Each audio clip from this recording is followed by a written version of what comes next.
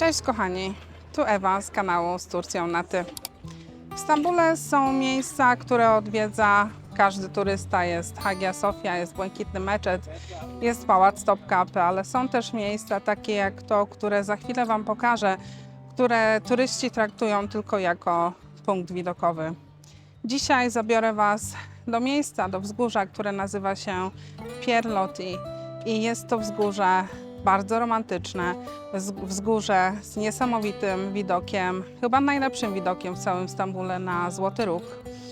Miejsce, w którym zakochał się francuski pisarz, miejsce, w którym można podziwiać cudowne widoki i miejsce, w którym można też bardzo fajnie odpocząć. A jak tam dotrzeć? Można tam dotrzeć poprzez bardzo nieoczywisty transport publiczny.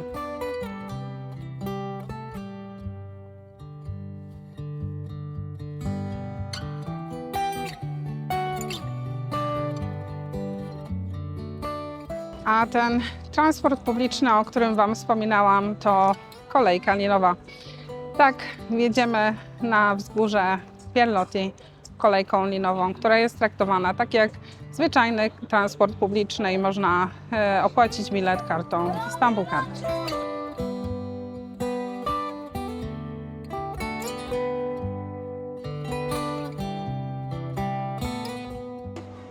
Przejazd kolejką linową kosztuje 42 lira i ja muszę powiedzieć, że strasznie się boję, mam ogromny lęk wysokości. Mam nadzieję, że to będzie szybka przejażdżka. Myślę, że około 2 minut.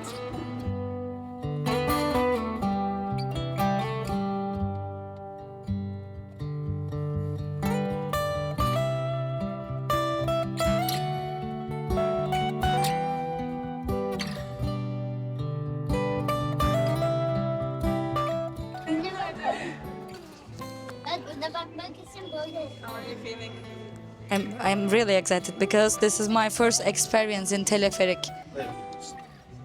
Huh. No, I'm not scared, but I know you're scared of. I'm really excited because this is my first experience. How do you feel exactly? I'm very, very scared.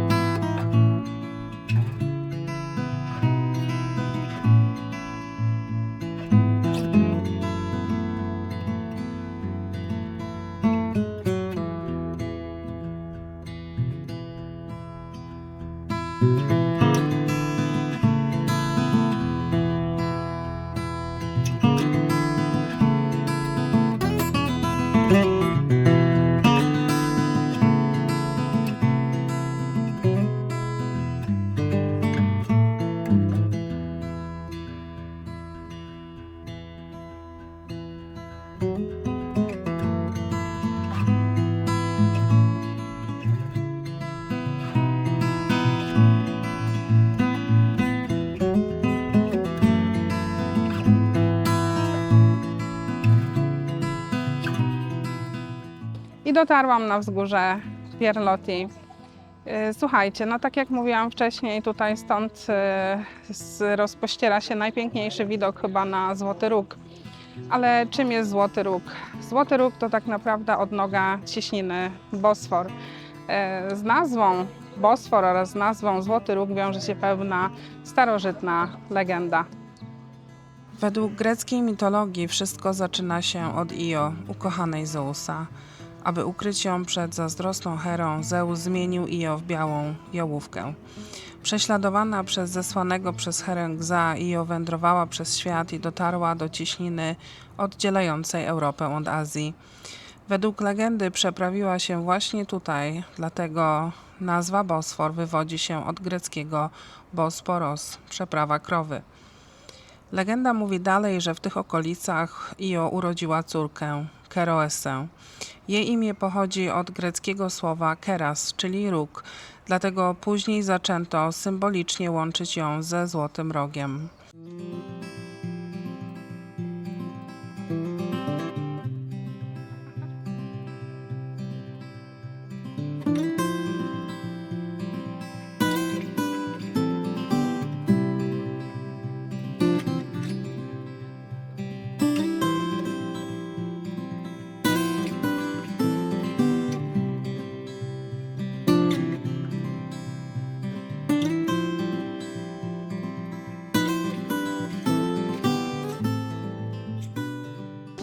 Zanim odpowiem Wam na najważniejsze pytanie, kim był Pierre Loti, to postanowiłyśmy z koleżanką sobie usiąść troszkę i schronić się przed słońcem, dlatego że dzisiaj jest niesamowicie gorąco. A poza tym to po prostu czysta przyjemność, żeby usiąść na takim wzgórzu i podziwiać cudowny widok na Złoty Róg. Tutaj kawiarni jest bardzo dużo. My akurat jesteśmy w kawiarni, która nazywa się Pierre Loti po prostu i zamówię gözleme. Gözleme to jest taki turecki placek pieczony z takiego cienkiego ciasta, pieczony na takiej półokrągłej, w zasadzie wypukłej patelni. Ja zamówię gözleme z ziemniakami i zaraz Wam pokażę, jak to wygląda. Słuchajcie, jeszcze troszeczkę o cenach, bo akurat wzięłam menu. Herbata kosztuje 55 lira. Podam Wam na dole przeliczniki. Kawa po turecku 145 lira. Nescafe też 145 lira. Pepsi, te wszystkie inne gazowane napoje 130 lira.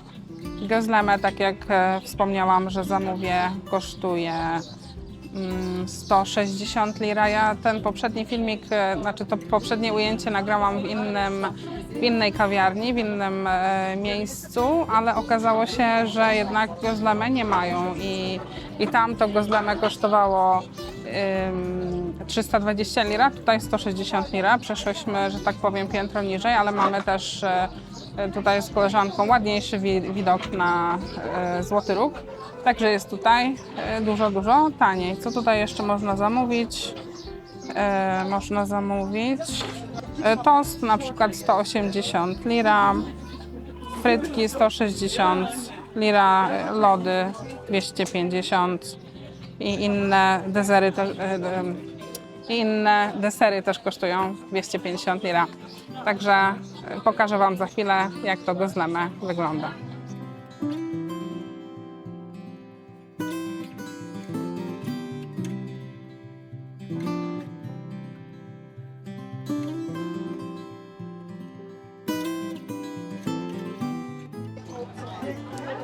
Gözleme w końcu przyszło.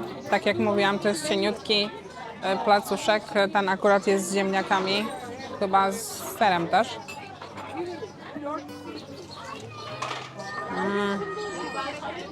Bardzo świeżutki. Dosyć aromatyczny. Ziemniaki są dosyć dobrze przyprawione. Cienkie, pyszne. Idealne.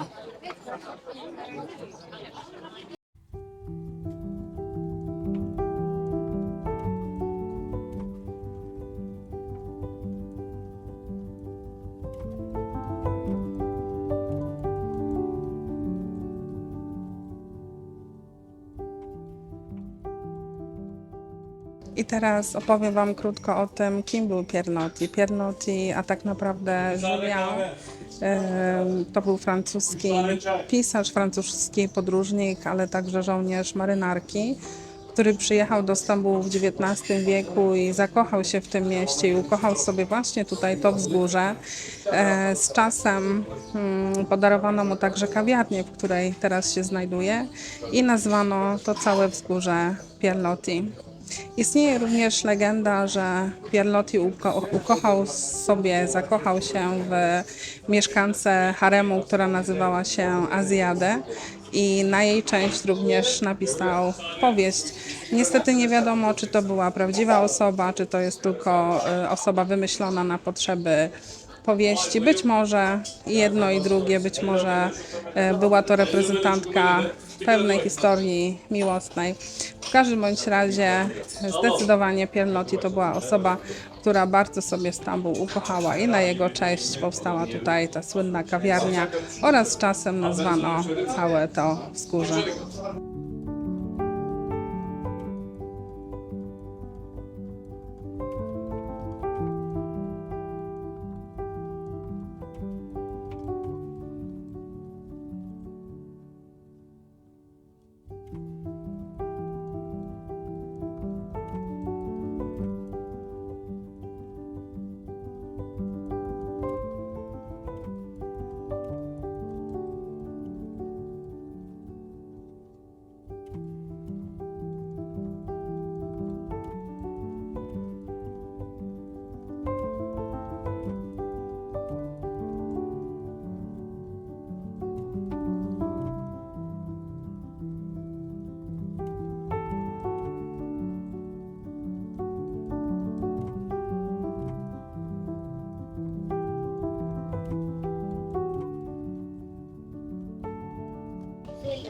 Miejsce jest bardzo urokliwe, ale tak jak w każdym turystycznym miejscu pełno jest tutaj takich właśnie małych kramików, gdzie można kupić rozmaite pamiątki, magnesy, bransoletki, oczy proroka i tak dalej. Na pewno wzgórze Pierlotti zachwyca swoim widokiem i polecam każdemu, kto chciałby zobaczyć cudowny widok na Złoty Róg.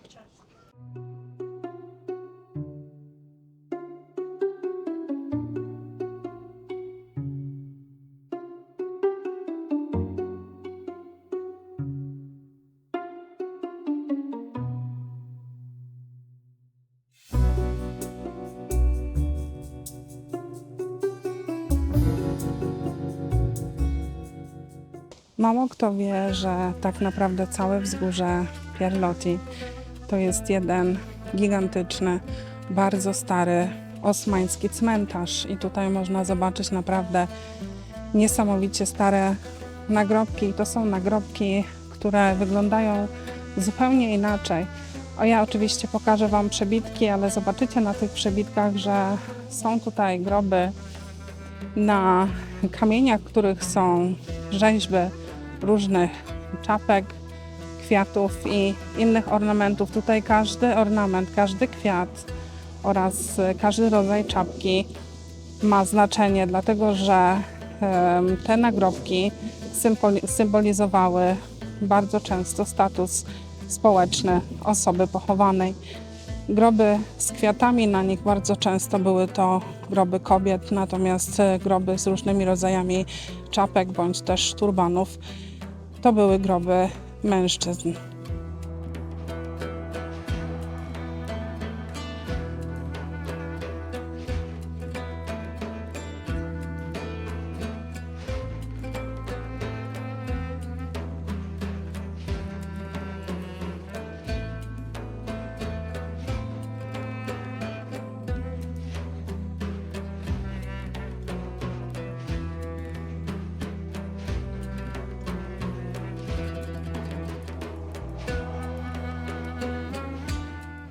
Słuchajcie, a za mną znajdują się groby katów osmańskich. I te nagrobki wyglądają zupełnie inaczej. Przypominają one takie proste, zwyczajne kolumny, które zazwyczaj nie mają nawet żadnych imion napisanych na nich. Kaci byli traktowani jak osobna część społeczeństwa i bardzo często byli chowani ukradkiem nocą. Dlatego ich właśnie kamienie tutaj grobowe wyglądają zupełnie inaczej.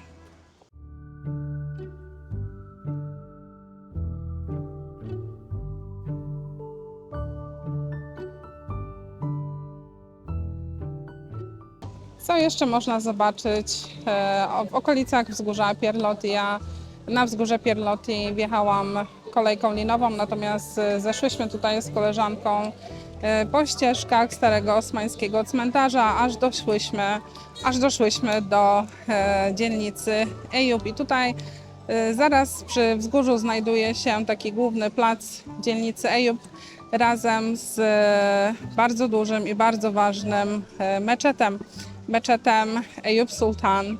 I to jest dla Turków czwarty najbardziej święty meczet na świecie, zaraz po Mekce, Medinie oraz Jerozolimie. Kim był Ejub Sultan? Ejub Sultan to tak naprawdę Ebu Ejub el-Ansari. To był człowiek, który był towarzyszem proroka Mahomeda. Przybył tutaj podczas oblężenia arabskiego na Konstantynopol i tutaj niestety podczas tego oblężenia zmarł. Jest tutaj właśnie pochowany.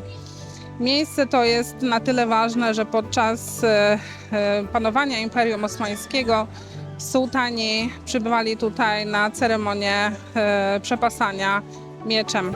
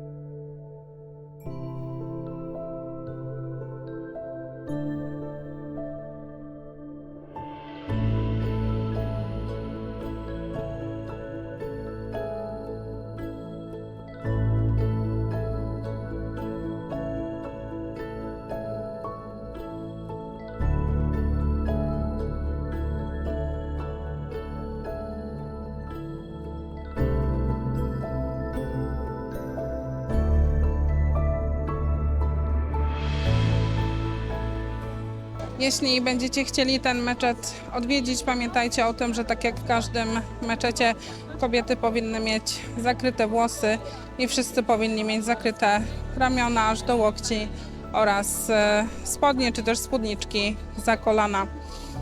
Pamiętajcie też o tym, że to nie jest meczet typowo turystyczny, to jest meczet o wielkim znaczeniu religijnym i tutaj, tak jak w mniejszych meczetach oraz innych takich typowych lokalnych meczetach, mężczyźni mają swoją wydzieloną część do modlitwy, także i kobiety.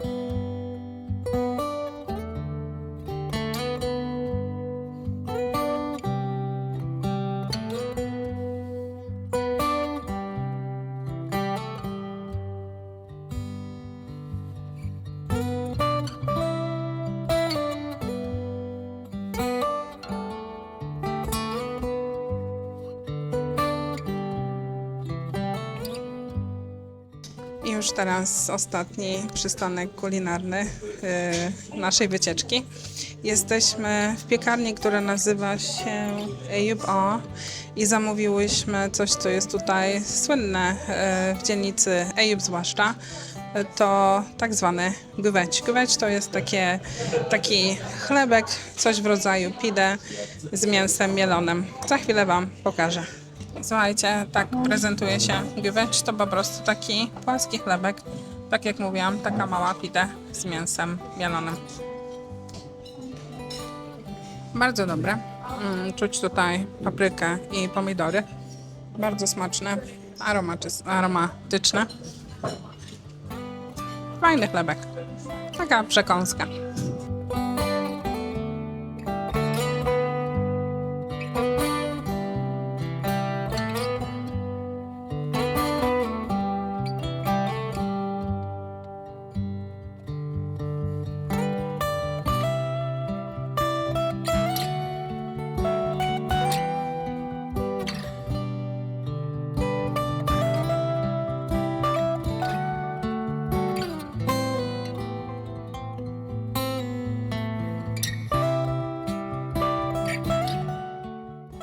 A jeśli z powrotem ze wzgórza Pierloti przejdziecie tą samą trasą, tak jak ja, czyli tą ścieżką poprzez cmentarz aż do głównego placu dzielnicy Eyüp Sultan, no to możecie tutaj, tak jak ja, pokręcić się trochę po tej dzielnicy, aż dojdziecie do przystanku Feshane i wtedy z powrotem wsiąść w tramwaj linii T5.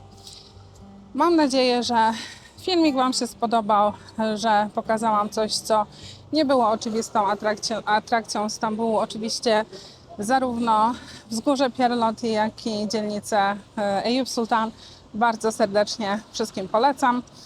Poproszę o komentowanie, lajkowanie oraz subskrypcję. To wszystko na dzisiaj. Trzymajcie się. Pa, pa.